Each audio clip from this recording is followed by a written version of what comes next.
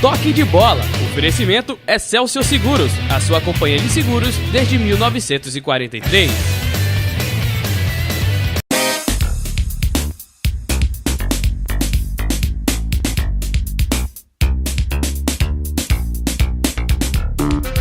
Boa noite, amigos da Nova Nordeste. Estamos juntos para mais um Toque de Bola, sempre um convidado para lá de especial. Hoje, mais uma vez, o nosso Boi e Brasa. Estamos no programa itinerante aqui da Avenida Boa Viagem, o único rodízio que está na frente do mar. Não precisa dizer mais nada, né? Aqui na capital pernambucana. E a gente traz um cara para lá de especial, porque convidamos para participar do programa Tá na Rede há algum tempo e ele era uma afirmação. Hoje ele vem para cá como uma confirmação. E acredito eu que mais na frente teremos a consolidação de um grande treinador de futebol. Gilmar Dalpozo está com a gente aqui no programa. Gilmar, é um prazer recebê-lo aqui. E dizer que você é uma grata surpresa dentre esses novos treinadores, desses treinadores de nova geração. Apesar de você já ser velho, tá 45 anos, coisa e tal. Mas desses treinadores da nova geração, você é um dos caras que mais sabe ler jogo e falar o jogo como não só agente de imprensa, mas fundamentalmente como torcedor ver também. Porque quanto mais a gente pensa que sabe de futebol, mais a gente descobre que o torcedor é que sabe, né? Quando você chega em casa, o cara fala, por que você não fez isso? Nada. Chega em casa, bota a cabeça no travesseiro e fala, ele estava certo. Boa noite, Gilmar, seja bem-vindo. Boa noite, Léo. Obrigado pelo convite. É exatamente isso. A linguagem do futebol é universal. O torcedor entende, vocês da comunicação social entendem muito. Então todo mundo entende de futebol. E por vezes o técnico tem que fazer uma análise em cima da emoção, que não gostou do resultado, mas ele tem que ser com a razão e ele não pode se enganar ele mesmo. Para ter esse critério, para depois passar para os atletas também. Então a avaliação que eu faço, principalmente no calor do jogo, depois ela é ponderada, equilibrada, até porque depois do jogo não adianta gritar, não adianta espernear. Eu acho que depois de um jogo, ganhando ou perdendo, ou empatando, que são as variáveis do jogo, você tem que buscar solução para a próxima partida. Então, essa análise eu faço com bastante tranquilidade, porque sou uma pessoa muito equilibrada também, e dentro do futebol nós precisamos dessas pessoas que sejam equilibradas e que tenham conhecimento do futebol. A diferença de um bom treinador para um bom comentarista é que o comentarista só fala e o treinador faz, ele executa. Então tem muito treinador comentarista por aí, tem muita gente que analisa bem pra caramba o jogo, mas quando vai botar pra funcionar, pecamos na defesa, faltou movimentação meio campo e o ataque não concluiu como devia. Tá, miserável, mas quem tem que fazer o time fazer isso aí, realizar isso aí, é você, não sou eu que tô aqui na cabine comentando. E você não, você vai mostrando, você vai fazendo, você vai executando, Gilmar. E aí o treinador começa a ganhar o grupo. O treinador passa a ver que o cara não é um charlatão, e sim um cara que realmente entende de futebol e que está fazendo o time crescer. Porque não basta buscar só o problema, tem que buscar a solução também. A partir do momento que tu identificou qual que foi o problema, do sucesso ou do fracasso numa partida de futebol, o segundo passo é buscar a solução também. E buscar a solução no treino, numa formação tática, numa orientação que a gente tem que auxiliar o jogador, num ajuste tático, no dia a dia. Então, é dessa forma que eu conduzo as minhas equipes. Primeiro admitindo que a equipe ela acerta, erra, para depois buscar a solução, e também eu me preparo bem para isso e depois colocar em prática no treinamento. Aquilo que tu viu de errado, colocar em prática no treinamento, para a próxima partida as coisas aconteçam com naturalidade. O jogador, de repente, ele passa a ser o reflexo daquilo que é o próprio treinador. Ele é o espelho, né? Então, se você reclama de gramado, ele vai... Pô, foi o gramado. Se reclama de arbitragem, foi o árbitro. Você reclama da logística, estava cansado. Se você fala o que houve o erro, na hora que você fala que houve esse erro e aponta esse erro sem expor o jogador, né, de maneira respeitosa, o atleta ele passa a pensar de uma maneira que precisa realmente corrigir isso. Quando o discurso de um treinador é um no vestiário e é outro para os jogadores, é um para a imprensa e outro para os jogadores, eu acho que ele começa a se perder aí, não, Gilmar? Se perde. Eu procuro falar sempre com a verdade. Ou seja, com as minhas filhas, com a minha família, com as pessoas que estão próximas, com a diretoria e especialmente com o atleta também. Então tem que falar a verdade, porque se tu começar na imprensa querer se proteger, depois usar outro discurso para o atleta, você vai estar mentindo. Então falar sempre com a verdade é o melhor caminho para o sucesso. Gilmar, o futebol, desde que é futebol, que ele acontece domingo, quarta e domingo. Quando a gente vai para campeonatos europeus, aí você tem vários campeonatos entrelaçados. Você tem, por exemplo, na Espanha você tem a Copa do Rei, você tem a Champions League e você tem o Campeonato Espanhol, só para dar o exemplo do Barcelona. E o Barcelona, o Neymar ficou fora agora contra o Eibar porque estava suspenso. O Messi ficou fora porque ele estava contundido. E ele só poupa quando ele abre uma vantagem que ele acha suficiente para que não prejudique o time. E olha que tem um elenco fantástico, espetacular. Porque hoje no Brasil, por parte dos treinadores, há essa reclamação de jogo domingo, quarto e domingo. Léo, é porque os clubes, a gente está falando dos técnicos, mas os clubes eles têm que se planejar melhor. Quando tu começa um campeonato, inicia um ano e que tu sabe que tem duas competições paralelas, tu tem que priorizar uma delas. Vamos imaginar que o Nordeste prioriza o Nordestão ou prioriza o estadual. Não dá para jogar as duas com alta intensidade? Dá, desde que faça um planejamento e tenha peças de reposição. Mas tem que vir a público isso. Então, não, vamos ser campeão das duas competições, porque a camisa do Náutico é forte, enfim, a equipe que está representando, mas não tem um plantel para isso e não engole o orgulho também, e não trabalha dentro da realidade. Então, quando é assim, tem que fazer um planejamento. Por exemplo, o Barcelona, tu falou do Barcelona. O Barcelona, ele disputa tranquilamente, mas ele tem todo um planejamento para isso, tem peças de reposição na mesma qualidade. O Náutico, por exemplo, esse ano teria dificuldade de disputar duas competições, porque iria atrapalhar e não ia focar numa só. Porque ele está se reestruturando, nós contratamos poucos jogadores, não teria peças de reposição para participar, por causa da logística e tudo. Mas se acontecer isso, a diretoria tem que vir a público e priorizar para depois não ter a lamentação. Então é planejamento. Agora vamos separar as duas coisas. Campeonato Pernambucano, acredito que o Gaúcho também, se eu for buscar na memória, o Carioca, Mineiro, os jogos eram domingo, quarto e domingo. A diferença é que você, por exemplo, o Sport jogou em Fortaleza no meio de semana, certo? Então o Sport saiu e jogou. No domingo jogou aqui, sai para jogar em Fortaleza, volta para jogar aqui. Esse deslocamento para Fortaleza foi 1 hora de avião. Quando você ia para o Campeonato Pernambucano, você ia para Petrolina, não tinha avião. Eram 800 km de ônibus. Você vai para Serra Talhada, 400. Você vai para Salgueiro, 500. Então a logística, ela melhorou muito. Num campeonato só. Então não se trata de priorizar competições. Se trata de você ter um elenco e acreditar que o elenco possa. Eu não estou entendendo porque que o jogador de futebol não pode mais jogar domingo, quarto e domingo. Essa é a minha questão número 1. Eu fui atleta também, eu participei de todas essas viagens. Eu disputava o Campeonato Gaúcho, eu cansei de fazer na época que eu atuava, de fazer 600, 700 quilômetros e a gente viajava no dia, porque às vezes o clube não tinha condição de viajar antes e possibilitar para os atletas um descanso melhor. Então eu também senti na pele, não era o ideal, mas a gente disputava. Então hoje tem a questão da viagem, que dá para ir de avião, 1 hora de viagem. Tem algumas logísticas que elas ficam difíceis, mas especialmente aqui no Campeonato do Nordeste, aqui o Campeonato Estadual, tranquilamente dá para disputar as duas competições. Eu entrevistei nas minhas contas aqui 7.233 pessoas, com você 734 jogadores ou ex-jogadores. Não houve aliás, houve, Zé do Carmo quase que a gente vai para tapa no domingo passado no programa, porque o Zé veio dizer que não dá para jogar domingo, quarto e domingo. E eu nunca entrevistei um jogador para dizer que queria jogar de domingo a domingo, mas não é porque ele gosta tanto de jogar, não, é porque ele detesta treinar. Então ele não queria nunca jogar domingo a domingo, porque ele ia ter que treinar a semana inteira, seu Gilmar. Você, como jogador, preferia jogar domingo, quarto e domingo ou domingo a domingo?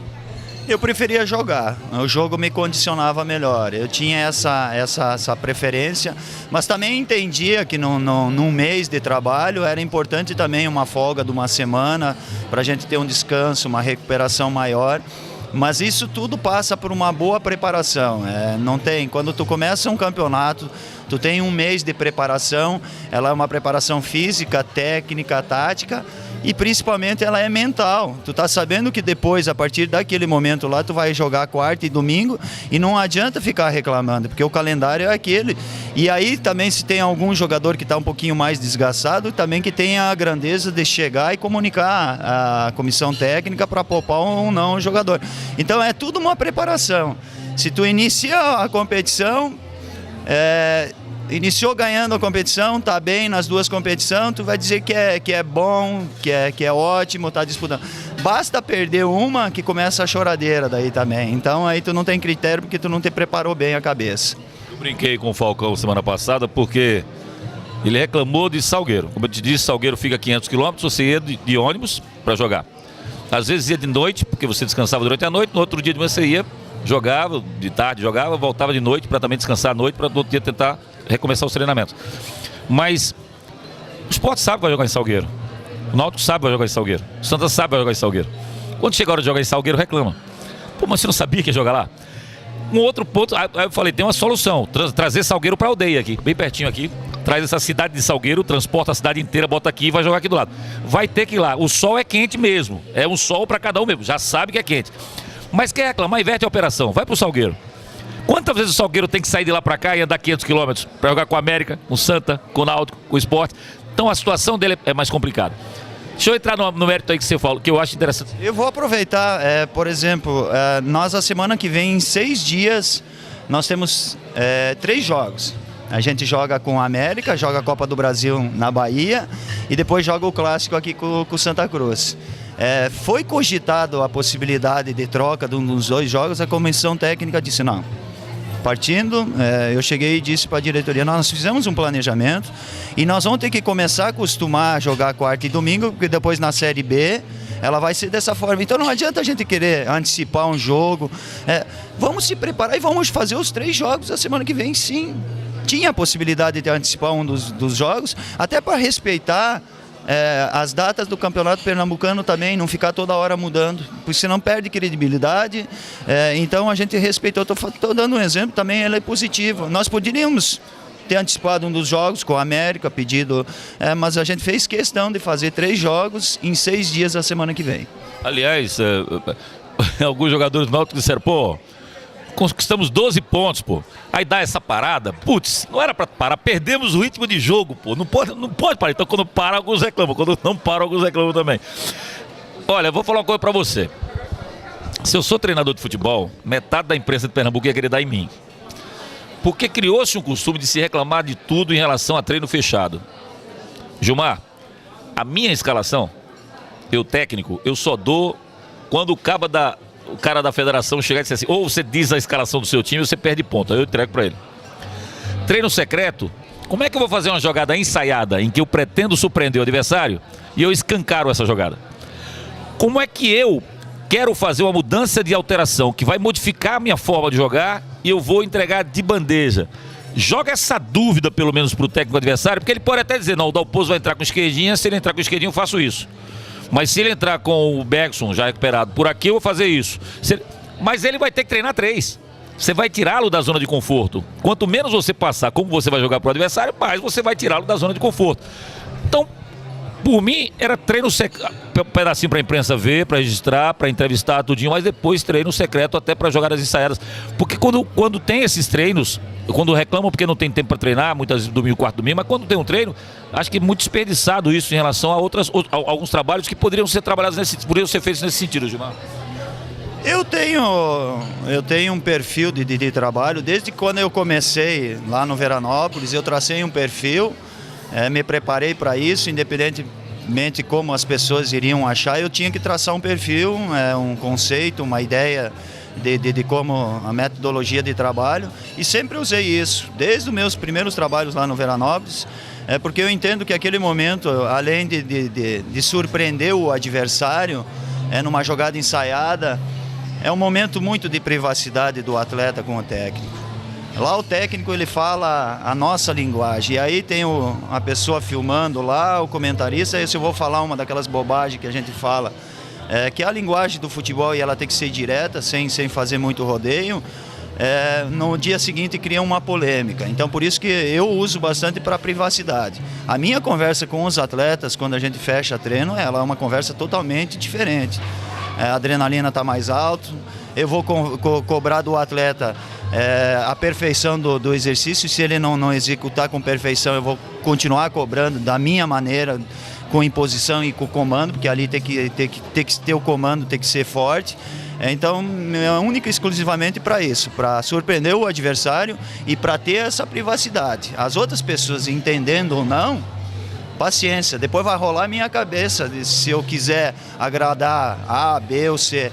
Então a gente usa os treinos exatamente para isso e para algumas jogadas ensaiadas. Por exemplo, contra o América no primeiro turno, a gente teve mais de 12 oportunidades de gol, a gente não concluiu, nós fizemos o gol de uma jogada ensaiada.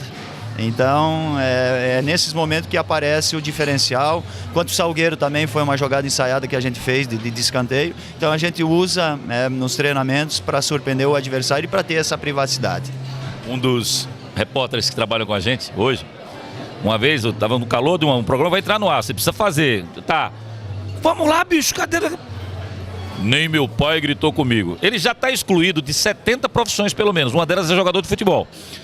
O Oscar Schmidt falou para mim uma vez, disse, olha, eu vou fazer uma palestra aqui para vocês.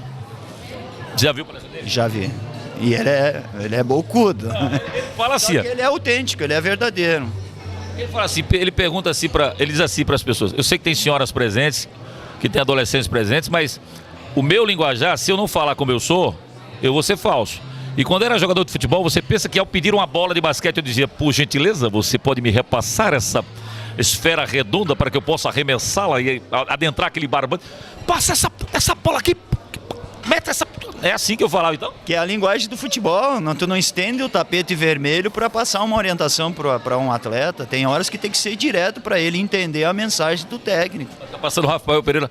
Rafael, por gentileza, querido, acelere um pouco, seja um pouco mais rápido, encoste um pouquinho mais. Não é bem assim, né, Gilmar? Não é assim. E até eles estão falando que eu sou padre, sou papa.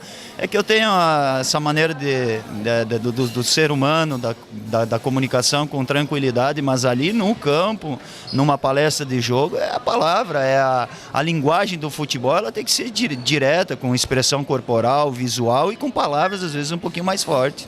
Vou entrar no mérito bem legal da sua campanha no Náutico aqui. Você está com 20 jogos, né? 6 meses de trabalho, são 20 jogos, 12 vitórias, 4 empates e 4 derrotas. É um aproveitamento de 66%, muito interessante para quem chegou com o bonde andando. Agora é que o Gilmar está tentando dar a cara dele ao grupo do Náutico. A gente aborda esse assunto depois dessa mensagem sobre a Companhia Excelsior, que é uma empresa de abrangência nacional com forte atuação regional. Foi fundada em 43, em 96 chegou aqui no Recife e desde então é a única seguradora com matriz ativa em todo o Norte e Nordeste do Brasil. Entre os produtos oferecidos pela Excelsior estão o seguro garantia, aeronáutico, habitacional, residencial, empresarial, responsabilidade civil, equipamentos móveis e estacionários, riscos diversos, vida em grupo e acidentes pessoais em grupo. Nos planos da Excelsior estão a manutenção do alto índice de crescimento, com foco prioritário de expansão nas operações das regiões Sul e Sudeste do Brasil. Por falar em região Sul, um cara de Quilombo, Santa Catarina, vai embora para Veranópolis, vive a vida, volta para Santa Catarina, vem para o Nordeste. E uma coisa que você me dizia, Gilmar, que eu acho que a pessoa começa a se acertar na vida quando ela começa a seguir isso aí. Você usa uma palavra chamada planejamento, né? O planejamento de vida depende de você, você planeja. O planejamento de um clube nem sempre depende do clube. Hoje, você fala em planejar o Náutico, é uma coisa mais estável e mais viável. Porque o Náutico tem uma receita hoje que é compatível para formar um bom time. Apesar das turbulências políticas que passou e do momento de instabilidade que ainda vive em relação ao estádio, a Arena Pernambuco, ao estádio dos aflitos, que já poderia estar rendendo e gerando e gerindo para o Náutico uma receita muito boa e que o Náutico tivesse mais tranquilidade. Mas às vezes o jornalista fala, tem que planejar. Como é que você planeja devendo? Como em 96 eu estava na gerência, o cara chegava com a faca aqui, ou você paga isso aqui, eu mando pegar sua filha, bater no seu filho, coisa desse tipo. Então essa palavra planejamento de vida, ela é essencial e necessária. E o teu planejamento interessante que você fez é para já os 56 começar a desacelerar? A ideia é sim, mas tem mais 10 anos, né? Eu tenho algumas metas que eu quero conquistar ainda como técnico. Quais? Uma delas é a conquista do estadual. A gente perdeu o título quando eu estava na Chapecoense pelo Criciúma. Eu fui vice-campeão brasileiro, perdendo o título da Série B para o Palmeiras, naquele ano que a Chapecoense subiu, nós somos vice.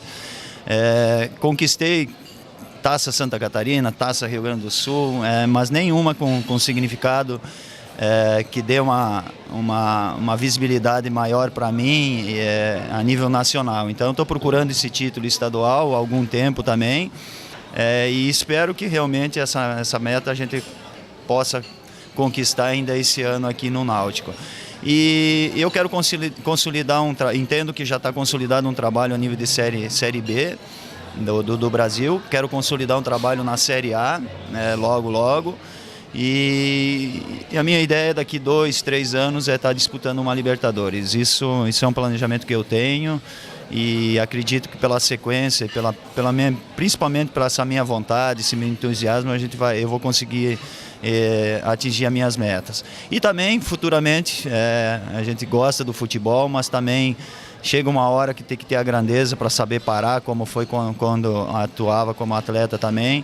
E imagino que daqui uns 10, 12, talvez 15 anos eu possa deixar e largar essa cachaça de lado, mas porque eu já estou me planejando para isso, curtir um pouquinho a família, mas enquanto isso tem mais 10 anos aí, a gente precisa conquistar algumas metas e principalmente essa próxima aí que é o título estadual, dá alegria para esse torcedor e dá alegria também para minha família, as pessoas que estão muito próximas e para minha dedicação. Eu sou um cara que sou perfeccionista, trabalho muito, busco informação também, mas quero fazer por merecer esse título. Quero ser melhor que as outras equipes. A gente sabe que o campeonato é bastante difícil, os adversários são difíceis, mas com trabalho, com luta, determinação, a gente vai alcançar.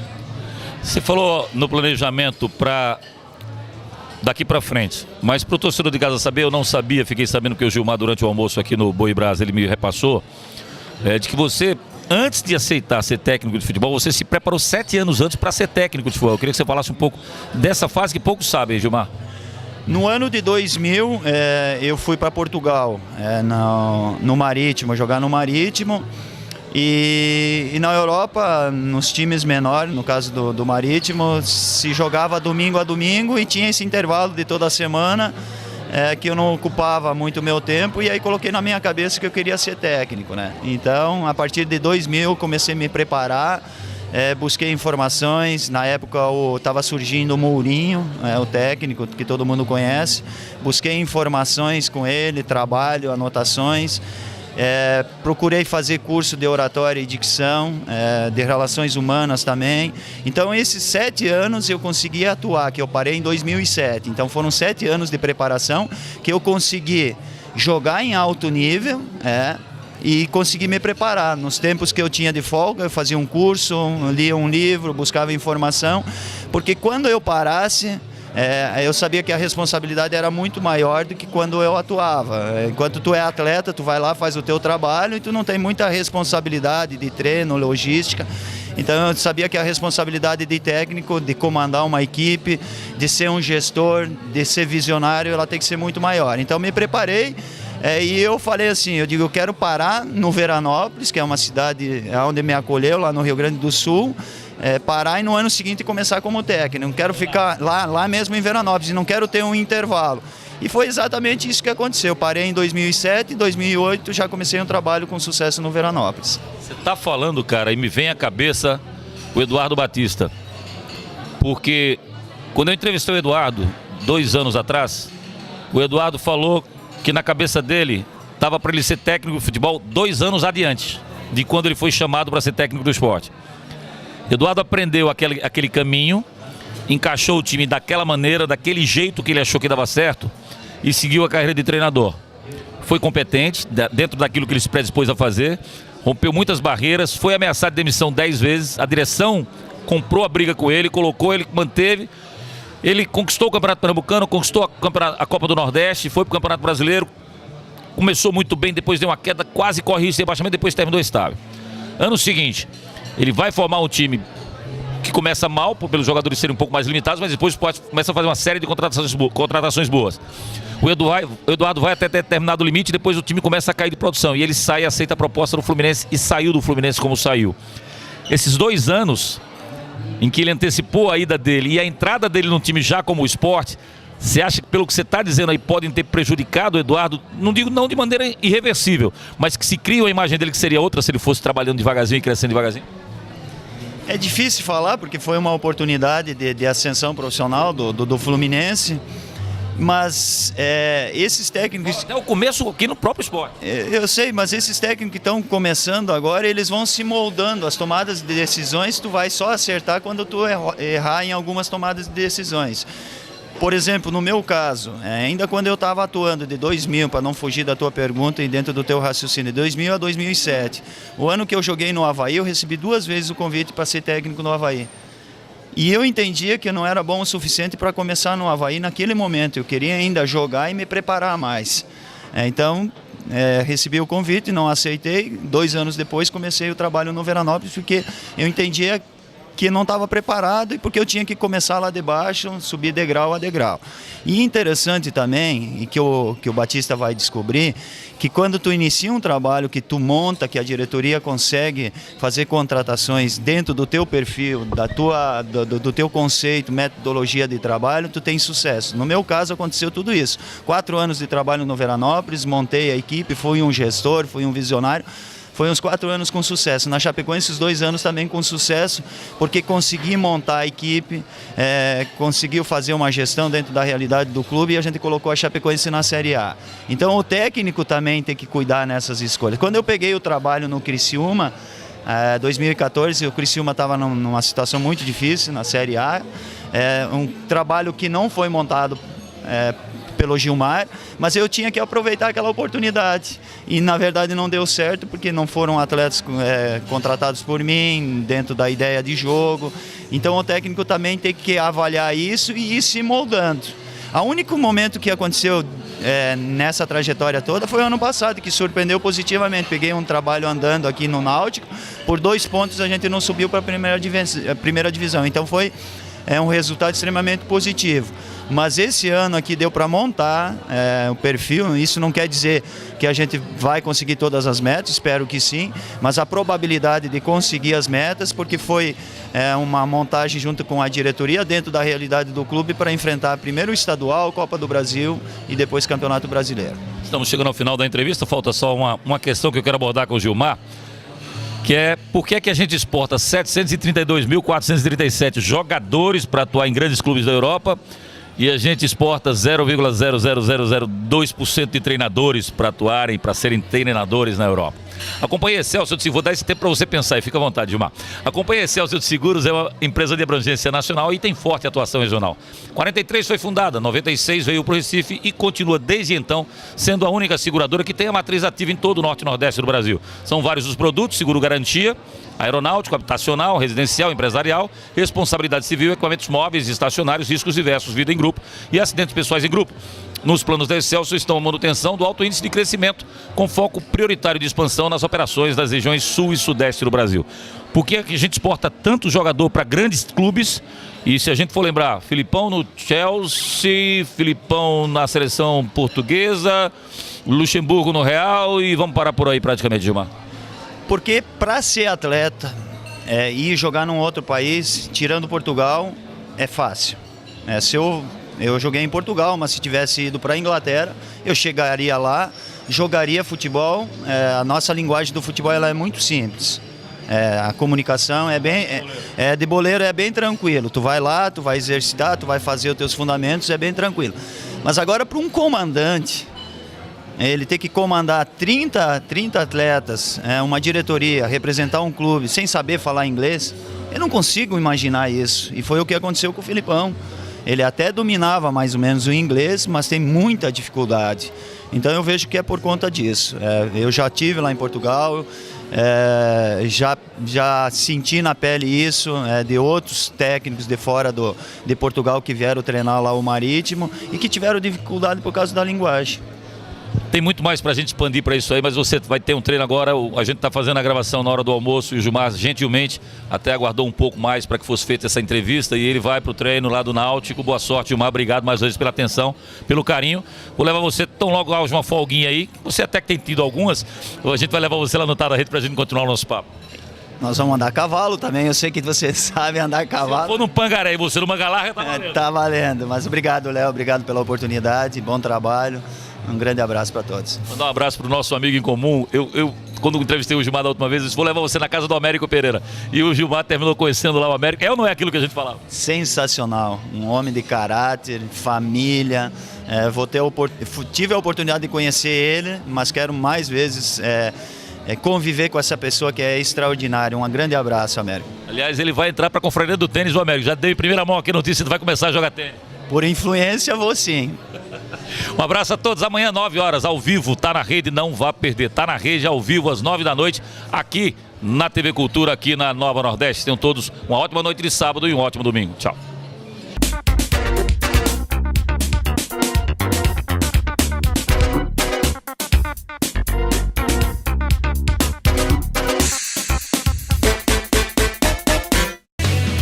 Toque de bola. Oferecimento Excelsior Seguros, a sua companhia de seguros desde 1943.